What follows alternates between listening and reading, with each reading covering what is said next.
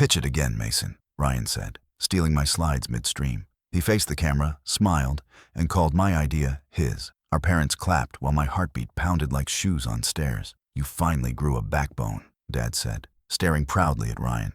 I whispered, "That's my prototype," but the room swallowed my voice.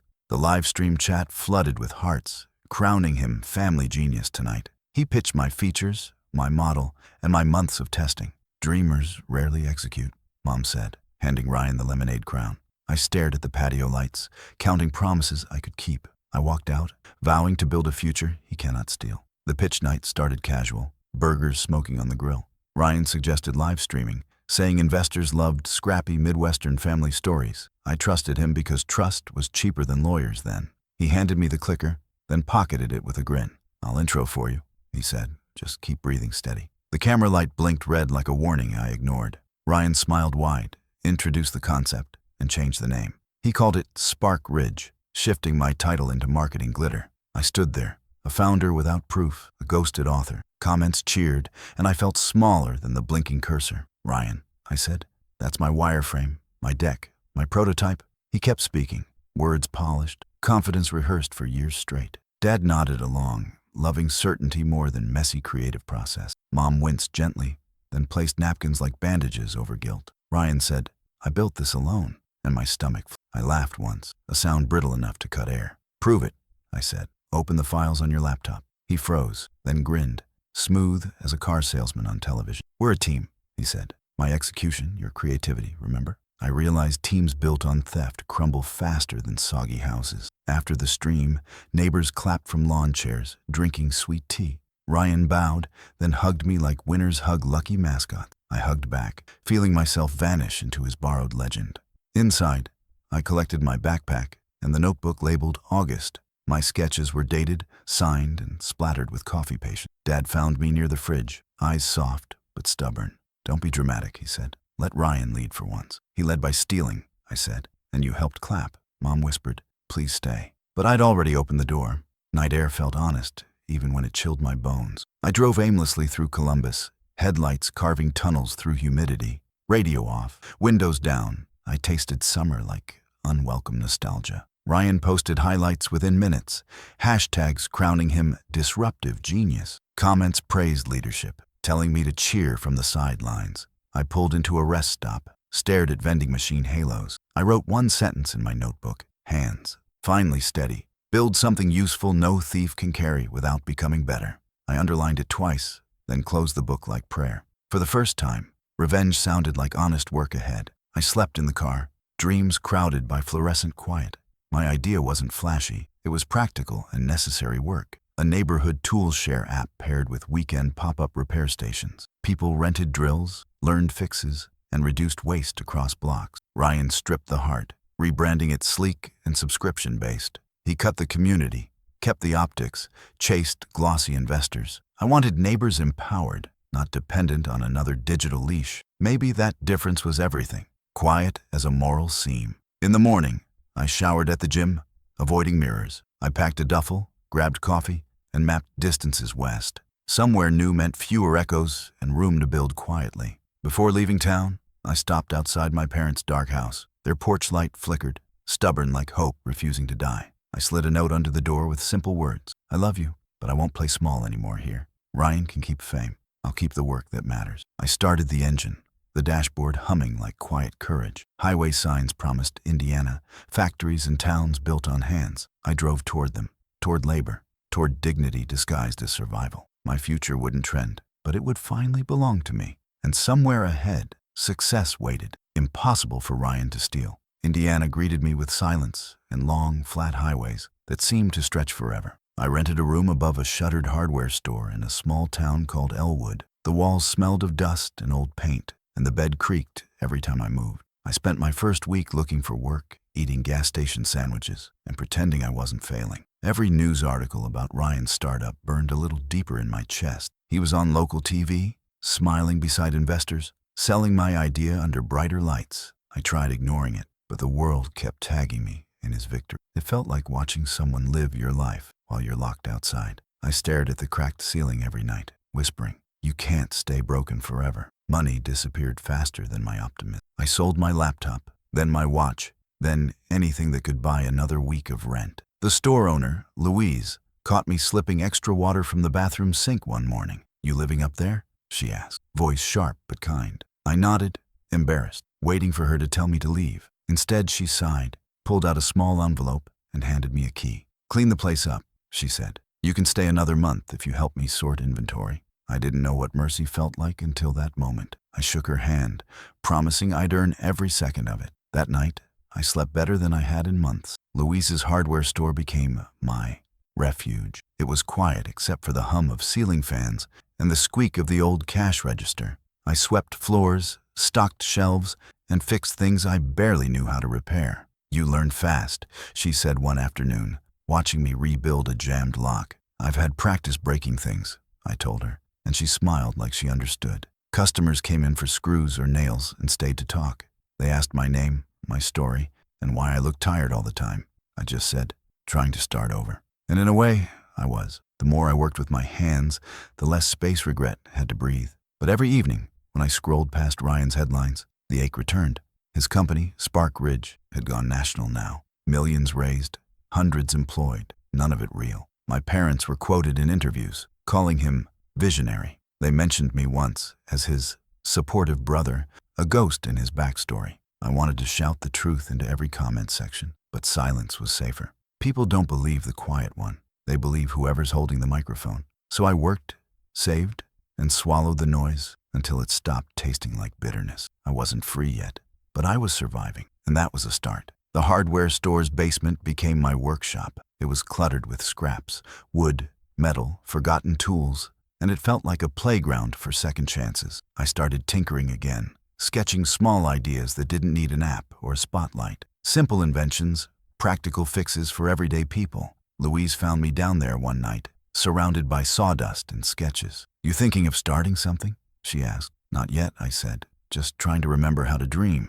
She nodded and left me a flashlight. "Dream better when you can see what you're working with," she said. Her words stuck to me like prayer. Still, there were nights when despair returned like an old debt collector. I'd stare at my hands, thinking of how they built something Ryan destroyed in seconds. I wondered if all I'd ever be was the brother who almost made it.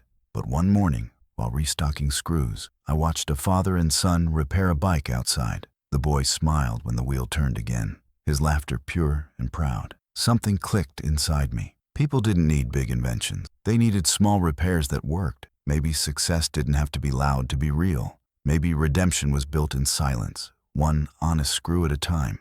That night, I wrote 3 words on a scrap of cardboard. "Start again small." I taped it above my bed, where it would be the first thing I saw each morning. Every time I looked at it, the weight in my chest lifted just enough. I wasn't planning revenge anymore. I was planning redemption, one that couldn't be stolen, sold, or live-streamed. The kind built by calloused hands and quiet persistence. I didn't know what came next, but for the first time since losing everything, I wanted to find out. The road back to dignity had finally begun. Spring came late to Elwood that year, gray and stubborn, but I woke each morning with purpose again. I opened the store before Louise arrived, sweeping the floors, organizing shelves, fixing what broke overnight. She paid me weekly, cash in an envelope, and trusted me with the keys. "You take better care of this place than I do," she said once, smiling over her coffee. I shrugged. "Maybe it's easier to protect what isn't mine." She laughed, but I meant it. The store gave me structure, a reason to stay upright. Every screw, hinge, and hammer reminded me that simple things could hold lives together. Somewhere between those aisles, my anger turned into quiet ambition. I didn't want to prove Ryan wrong anymore. I wanted to prove myself right. At night, I worked in the basement, surrounded by the smell of sawdust and oil. I built small things, coat racks, folding tables, a bench carved from salvaged wood.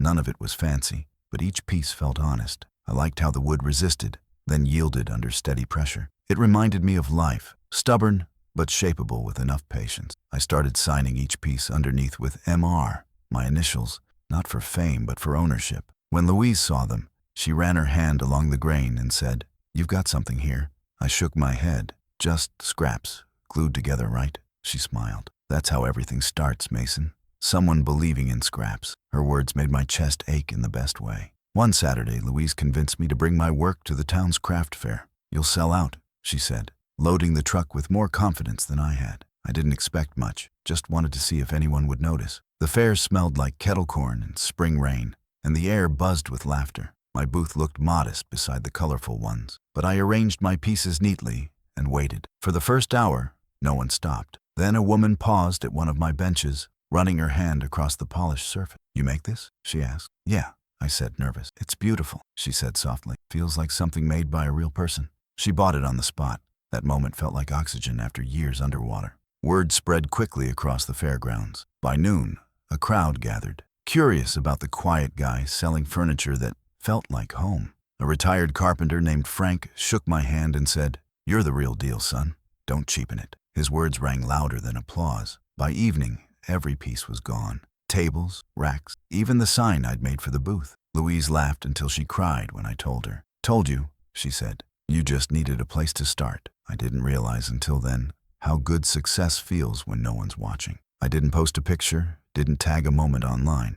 It was mine, fully, beautifully mine. I used the earnings to buy better tools and wood that didn't splinter so easily. Each improvement made my workshop feel more alive, more possible. I built new designs, chairs shaped for comfort, shelves that folded clean into walls. A teacher bought one and told her neighbor, who told a contractor, who called me the next week. The orders were small, but they grew steady, one honest voice at a time. "You've started something, Mason," Louise said, as she watched me pack another order. "You sure you want to stay hidden down here?" I smiled. "The world's loud enough already. Let me build in peace." She just nodded, proud and quiet. Still, some nights, I caught glimpses of Ryan online. His company kept growing, bigger, shinier, more distant from what it once was. Investors called him a visionary, and he started speaking at conferences. I didn't feel envy anymore, just a strange detachment, like watching someone impersonate my old self. I closed my laptop, walked to the basement, and sanded another chair leg until my hands stopped trembling.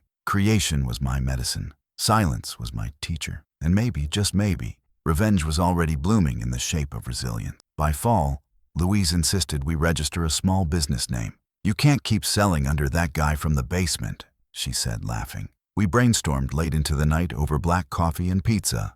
Finally, she said, "How about True Craft Designs?" The word true hit me like a heartbeat. Simple, real, unstealable. We filled out the forms that night, handwriting shaky but determined. The next morning, a modest sign hung above the workshop door. True Craft Designs, built honest. I stood beneath it, feeling something I hadn't in years. Ownership, earned and whole. Growth didn't arrive like lightning. It came slow, disguised as exhaustion and small victory. Every morning, I opened the workshop at dawn, the smell of sawdust mixing with coffee. Orders trickled in through word of mouth. Neighbors, teachers, local business owners who wanted something built by real hands.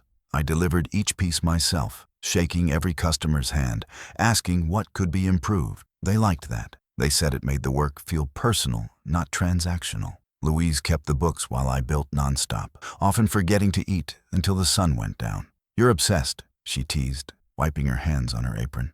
"Focused," I said, though I knew the difference was thin. True Craft Designs wasn't just a business anymore. It was proof I could exist without anyone else's permission. The first big test came when a local furniture store offered to stock my tables. It felt like validation, but the owner wanted to buy them cheap and resell for triple. "Exposure," he said, smiling like it was currency. I thought of Ryan, how he'd sold charm for profit, and felt my stomach tighten. "No deal," I said. He frowned. "You'll regret it."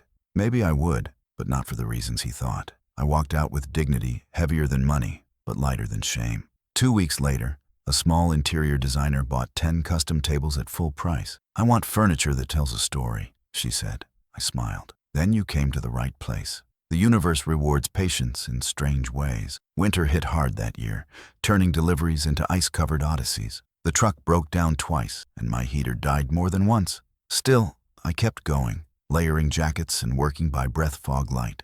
There were nights when I thought about quitting, when my hands shook too much to hold a chisel. But then I'd remember Ryan's grin that night. He took everything, and the thought of him watching me fail again burned like fire in my chest. So I sanded through the cold, built through the silence, and promised myself I'd never bow to convenience. Every scar on my hands became part of the design. By spring, the orders doubled, and so did my faith in honest work. With success came new responsibilities I didn't expect. I hired 2 locals, Marcus, a quiet kid with steady hands, and Benny, a retired carpenter who'd lost his workshop in the recession. "This ain't charity, right?" Benny asked. "No," I said. "It's legacy." They worked hard, joked louder, and filled the space with life again. The workshop buzzed with music, laughter, and sawdust dancing in sunlight. "Feels like a family," Marcus said one afternoon. "Better than one," Benny muttered, grinning. We built every order with care, engraving each piece with the initials of whoever worked on it. TrueCraft was growing not because of speed, but because people could feel our sincerity in the grain. Then one morning, I saw Ryan's face again, on a news headline that made my stomach twist. Spark Ridge under investigation for data theft and fraud. Investors were fleeing, employees quitting, his reputation unraveling live. I watched the video once, heart pounding with mixed emotions I couldn't name. Part of me wanted to celebrate. Another part only felt sad for how far he'd fallen into the image he'd built. "You see that?" Louise asked, holding her coffee mug. I nodded. "Looks like the storm finally found him." She studied me. "You gonna call him?" I shook my head. "No. Some debts life collects on its own." Then I went back to work, the sound of saws drowning out the noise of vindication. As spring deepened, the orders spread beyond Elwood. Photos of my furniture started circulating online, shared by customers, not ads. A design blogger drove from Chicago to interview me, calling TrueCraft a story carved in wood. I didn't care about headlines, but the exposure brought opportunities I never imagined. Small businesses reached out, wanting to collaborate. Schools asked me to teach workshops on craftsmanship and integrity. "Funny," Louise said one night, locking up. "You're becoming everything you wanted, but quieter." I smiled. Loud success is easy to steal. Quiet success stays earned. She raised her mug in a toast. "To quiet revolutions, then." I lifted mine. "To unstealable futures." By summer, we expanded into the back lot, adding a second workspace. The new sign gleamed under sunlight. TrueCraft Designs, built honest, built here. The town threw us a small celebration, neighbors bringing pie and stories. I looked around at the faces, Marcus, Benny, Louise, and felt something steady fill my chest. I didn't need revenge anymore. I'd built proof that character outlasts deceit. Every plank, every nail, every design whispered the same message. I survived being stolen from, and I built something they couldn't take. Somewhere out there, Ryan was watching, but this time, I didn't care. I had everything he never understood. Peace, purpose, and pride earned from the ground up. The turning point came quietly, not with fanfare, but with the sound of opportunity knocking on a Monday morning. I was sanding the edge of a dining table when Louise rushed in, waving a letter like it was gold. "You've been featured," she said out of breath, her eyes wide. I wiped the dust from my hands and took the envelope. Inside was a glossy magazine, American Artisan, one of the biggest names in design. The article headline read, "TrueCraft Designs, the Midwest's Honest Revolution." My photo filled half the page, sawdust on my shirt, sunlight behind me. The writer had found me through a blog post and driven down to see if the story was real. It was. Orders tripled overnight. My phone wouldn't stop buzzing, and for the first time, people waited for me to say yes. That week blurred into phone calls, emails, and offers. Retail stores wanted exclusivity. Investors dangled numbers that made my head spin. I sat with Louise and Benny in the workshop, sorting through contracts like kids lost in a candy store. "They want a franchise," Benny said, shaking his head. "Turn us into some fancy brand." I looked around the workshop, the wood, the sweat, the laughter still fresh in the air. "We're not for sale," I said finally. "We can grow, but we'll do it our way." Louise smiled, proud. "You always did prefer building slow." "Slow lasts," I said. "Fast breaks." It felt strange, realizing I'd finally learned the lesson Ryan never had. Integrity had become my armor. A week later, the magazine called again, this time about an award ceremony in Chicago. They wanted to honor TrueCraft for innovative ethical design. I almost said no, but Louise insisted. "You earned the right to stand in rooms you once only dreamed of," she said. So I went. The ballroom shimmered with chandeliers, and I felt wildly out of place in my old suit. Reporters snapped photos, asking about sustainability, inspiration, and growth. "It's not about reinvention," I told them. "It's about remembering what's worth keeping." They nodded like it was profound, but to me, it was simple truth. When my name was called, I walked to the stage, hands steady, heart full. I looked out over the crowd and realized this was the revenge I never had to plan. After the ceremony, I stepped outside for air. Snowflakes drifted over the city, catching light like confetti. That's when I saw him, Ryan, standing near the curb, his suit wrinkled, eyes hollow. "You're hard to find," he said quietly. My chest tightened. "You found me," I said. He looked thinner, older, the confidence gone from his voice. "Your article's everywhere," he said. "I read it twice." "Why?" I asked. "You already stole the story once?" He flinched and then nodded. I deserved that. For a moment, we stood in silence, two lives branching from the same root, but growing in opposite directions. "I need your help," he said finally. "Spark Ridge is collapsing. The lawsuits, they'll ruin me." I looked at him and felt no anger, only distance. "That's not my storm to fix," I said, turning away. He followed me to the edge of the sidewalk, voice cracking. "Please, Mason, you're all I have left." I turned back, studying the man who once made me a ghost. "No," I said softly. "You still have everything you chose over me. Ego, shortcuts, applause. Keep them." His face fell, shame settling where arrogance used to live. I didn't raise my voice. I didn't need to. My calm was punishment enough. He whispered, "You're better than me." I shook my head. "No, I just learned faster." The wind cut between us like the final page of an unfinished story. I walked away, not triumphant, just free. Back in Elwood, life didn't slow down. Orders poured in faster than I could fulfill them. But I refused to let growth ruin purpose. We hired 2 more workers, trained them carefully, kept quality sacred. "You could automate," one investor said, touring the shop. "Make double the profit." I smiled. Maybe. But then it wouldn't be true craft. He didn't understand, but I didn't need him to.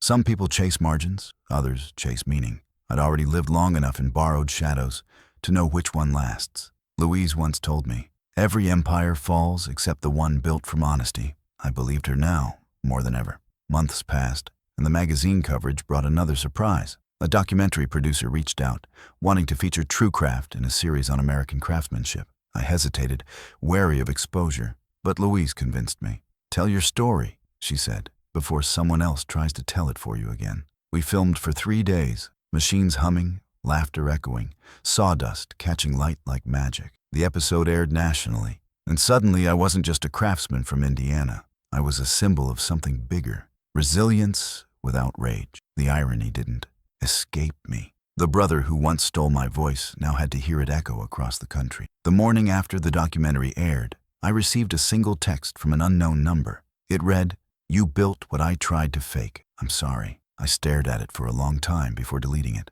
Forgiveness would come later, maybe, but not yet. For now, I had work to do. Real, tangible, honest work. The kind of success that doesn't trend, but stays. I smiled, turned off my phone, and went back to the workshop. The tools waited, loyal as ever, humming in quiet agreement. The reunion came sooner than I expected, though life has a strange sense of timing. A few months after the documentary aired, I received an invitation to speak at a Midwest Innovation Summit in Chicago. The lineup included designers, inventors, and entrepreneurs from across the country. I almost declined, but Louise pushed me again. "You can't hide from the rooms that need your story," she said. So I went, expecting another stage, another polite applause, nothing more. But when I read the event program that morning, my breath caught. One of the keynote speakers was listed as Ryan Carter, former CEO, Spark Ridge Technologies. The name felt like a ghost whispering through paper. I almost walked out, but curiosity anchored me to my seat.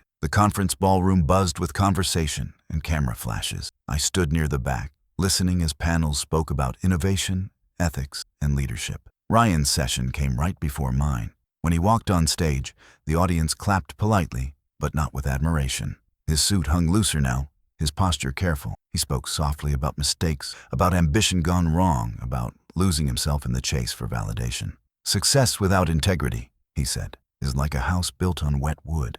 It looks fine until the rot shows." I watched him, half angry, half amazed. It was the first time I'd heard him speak truth without selling it. The audience applauded, subdued but respectful, and then it was my turn. As I walked on stage, Ryan stepped down. Our eyes met for a second, a flash of shared history in the silence between claps. I gripped the podium, looking out at the crowd, my palms steady. "My name is Mason Carter," I began, "and I build things that last." The audience leaned in. "Years ago, someone took something from me, something I thought defined me. It took losing everything to realize that ideas can be stolen, but integrity can't." A few heads nodded. I told them about TrueCraft, about Elwood, about building dignity with my own hands. I didn't mention Ryan by name, but his presence hung in the air like a quiet confession. When I finished, they stood and clapped. It wasn't thunderous, but it was real. Afterward, I slipped outside for air, leaning against a cold concrete pillar. The night sky over Chicago shimmered with winter haze, and the city hummed with life. That's when I heard him behind me. "You were great," Ryan said softly. I turned to face him. He looked smaller than memory, worn down, but genuine. "So were you," I said, and meant it. He smiled faintly. "Guess we finally built something real, just took different roads to get there." I nodded, unsure whether to shake his hand or walk away. He stepped closer, hesitating. "I've spent the last year trying to clean up the mess I made," he said. "It's not much, but I'm trying." I could hear sincerity in his voice, the kind that can't be faked. We stood on the sidewalk in silence, two brothers with years of unsaid things between us. "I ruined us," he said finally. "I hurt everyone, but mostly you." His voice broke halfway through the sentence. "You didn't ruin me," I said. "You gave me the space to find who I was." He shook his head. "You shouldn't have had to pay that price." "Maybe not," I said, "but maybe it's the only way I would have learned what real success feels like." He wiped his eyes quickly, embarrassed, like the old Ryan peeking through. "I envy you," he said. "You found peace." "Peace costs everything," I replied, "but it's the one thing worth paying for." Later that night, we both ended up at the same hotel bar, quiet and tired.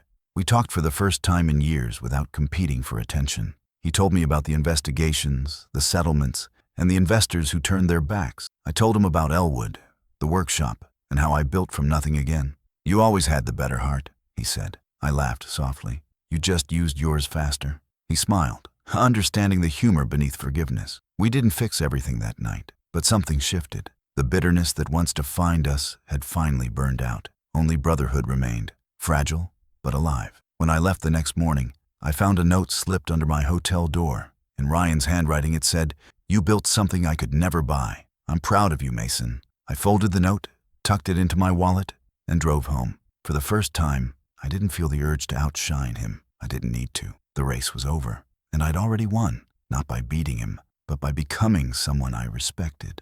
As the highway stretched out ahead, I realized revenge had quietly transformed into grace. And grace, unlike anything else we ever chased, couldn't be stolen. Ryan showed up at the workshop one rainy afternoon, unexpected and unannounced. The storm had rolled in fast, wind whipping the trees outside while the smell of wet earth filled the air. I looked up from the workbench to see him standing in the doorway, soaked through, holding nothing but a folder and a look that wasn't pride anymore. It was exhaustion. "Can I come in?" he asked quietly. I nodded and set my tools aside. He stepped inside like a man walking into a church he'd once vandalized. "I didn't know where else to go," he said, voice trembling. "Then you came to the right place," I replied, not smiling, not cold, just steady. For a while, he said nothing. He ran his fingers along the edge of a table I'd just finished, tracing the grain like he was reading it. "You built this?" he asked, almost whispering. "Every inch," I said. "No investors, no shortcuts." He nodded, eyes glistening under the dull shop light.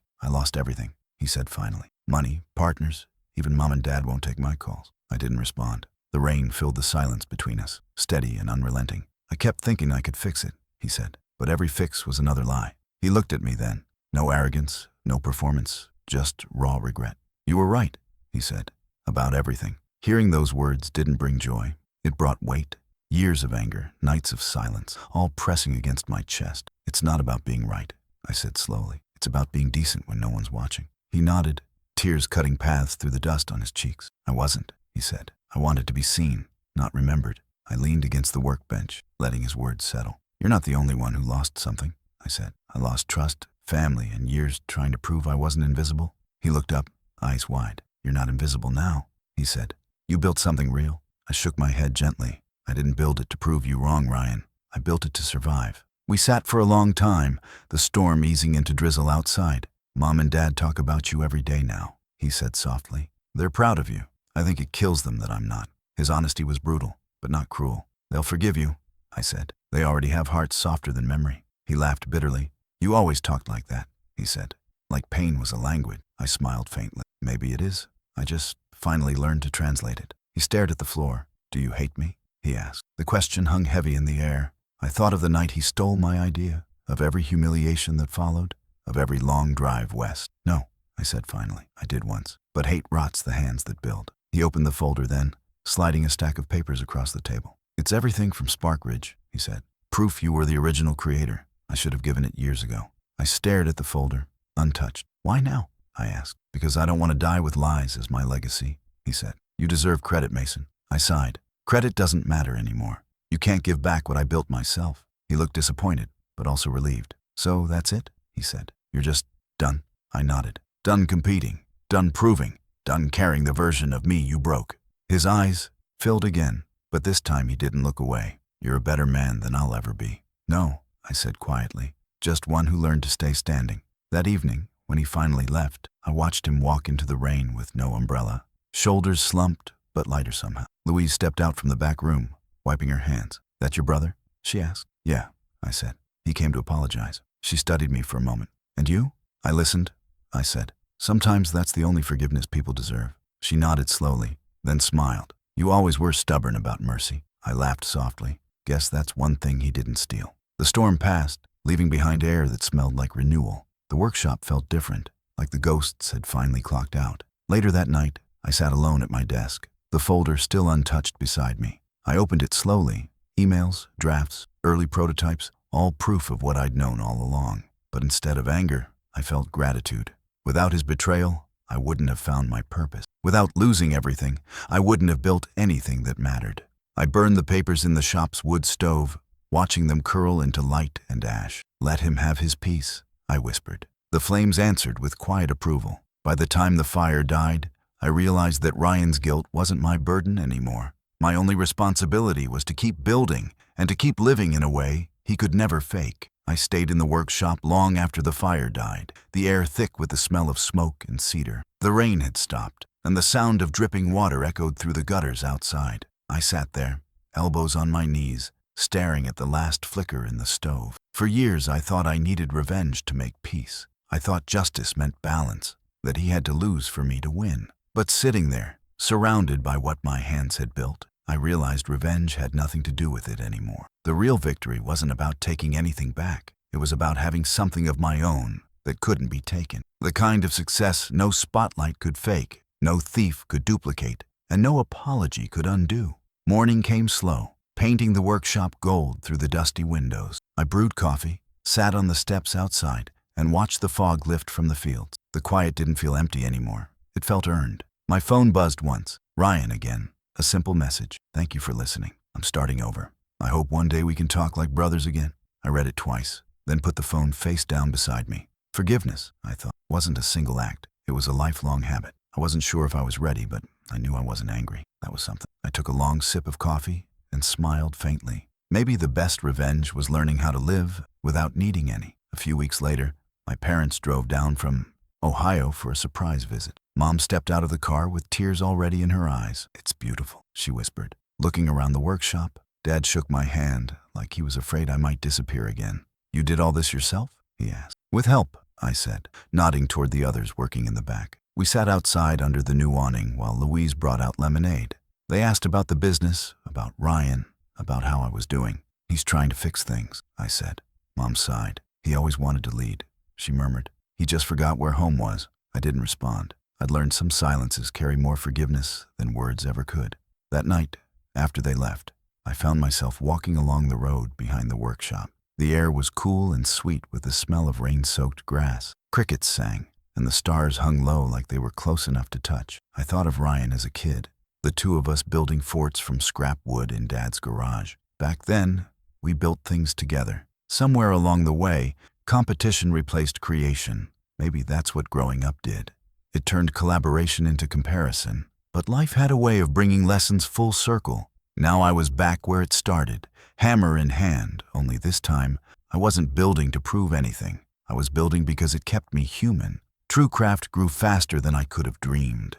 We opened another shop in Indianapolis, then one near Cincinnati. Every opening brought the same feeling, pride wrapped in humility. I didn't post about it, didn't chase press, didn't flaunt numbers. I just kept showing up. Marcus ran deliveries, Benny trained new hires, and Louise managed operations like a general with a heart. One evening, a reporter called asking if I'd comment on Ryan's new venture, a small, nonprofit teaching business ethics to students. I laughed softly, shaking my head. He's learning, I said. That's all that matters. The reporter paused. Would you ever work with him again? She asked. I smiled. Depends on whether he wants to build or just be seen building. She laughed, and I hung up, knowing I'd answered more for myself than for her. One Sunday, I drove back to Dayton for the first time in years. The house looked smaller, quieter, like it had been waiting for peace to return. Ryan was there, helping Dad repair the old porch. He looked up, surprise softening into something like relief. "Didn't expect you," he said. "Didn't plan to," I replied. We worked in silence for a while, side by side, just wood and nails between us. It felt like forgiveness sneaking in through muscle memory. "You ever think we'll be okay?" he asked finally. I looked at the porch, sturdy under our hands. "We're already getting there," I said. It wasn't a grand reconciliation, but it was real. Sometimes healing doesn't shout. It just hums quietly while you keep working. Back home that night, I sat in the dark workshop, listening to the wind slip through the open window. My life was unrecognizable from where I started, but somehow it still felt like mine. Every failure, every betrayal, every quiet morning, it had all been part of the same story. I thought of how Ryan once took my idea and turned it hollow, and how I took that same wound and turned it into something living. Pain, when shaped with patience, becomes purpose. I had become proof of that. I reached for a chisel, running my thumb over the worn handle, the same one I'd used since Elwood. I whispered, "Thank you," not to Ryan, not to anyone, but to the part of me that never gave up. If this story touched you, please like and share. And tell me, should I forgive my brother completely and start fresh? Or let silence remain the truest form of justice?